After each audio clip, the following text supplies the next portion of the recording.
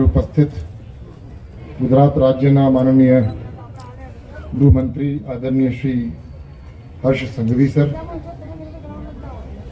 મંચ પર ઉપસ્થિત માનનીય મેયર પ્રતિભાબેન જૈન મેડમ,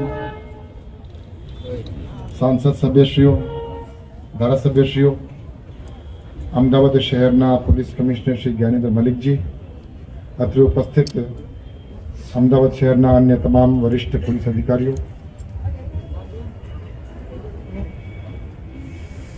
આજુબાજુના વિસ્તારથી અત્રે ઉપસ્થિત મહાનુભાવો, ભાઈઓ અને બહેનો, પ્રેસના મિત્રો, સર્વપ્રથમ તો શહેર કોરડા પોલીસ સ્ટેશન વિસ્તારમાં જે પ્રજાજનો છે, આપ સૌને આ નવા પોલીસ સ્ટેશન બદલ ખૂબ ખૂબ અભિનંદન.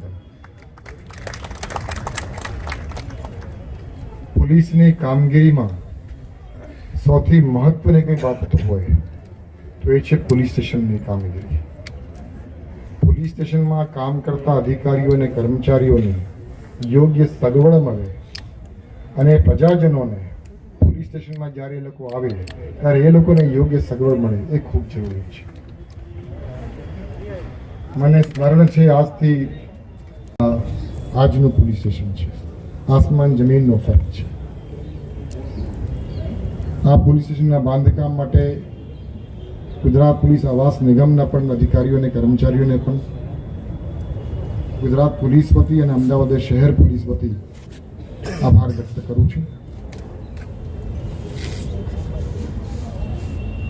આજે આખી પ્રક્રિયા છે પોલીસિંગની, એ પોલીસિંગની પ્રક્રિયામાં પોલીસ સ્ટેશન માટે જ્યારે લોકો આવતા હોય, પોલીસ સ્ટેશનમાં જ્યારે લોકો આવતા હોય ત્યારે અલગ અલગ પ્રકારની સગવડોની અપેક્ષા રાખતા હોય છે.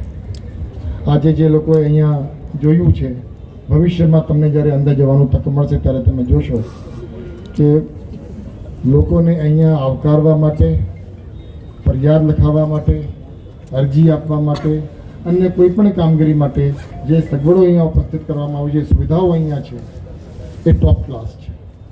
અને મને કહેતા ખૂબ ગર્વ અને આનંદ થાય છે કે ફક્ત શહેર કોરડા પોલીસ સ્ટેશનની જ વાત નથી, પણ આજે સમગ્ર રાજ્યમાં પોલીસના રહેણાંક અને બિન રહેણાંક મકાનોની જે ક્વોલિટી છે, જે કામગીરી થઈ રહી છે, એ ખૂબ અદ્ભુત કામગીરી થઈ રહી છે.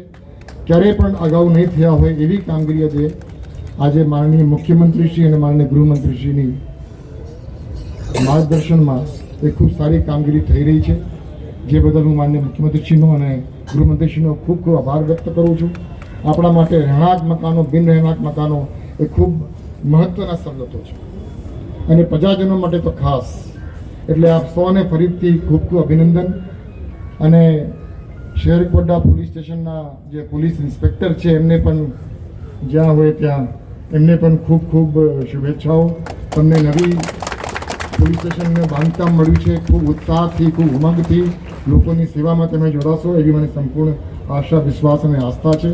આજે ફરીથી મને આપણે અહીંયા બોલાવ્યા એ બદલ આપનો ખૂબ ખૂબ આભાર વ્યક્ત કરું છું. માનનીય મંત્રીશ્રી અહીંયા હાજર રહ્યા એ બદલ ગૃહમંત્રીશ્રીનો પણ ખૂબ ખૂબ આભાર વ્યક્ત કરું છું. જય ભારત, જય હિન્દ.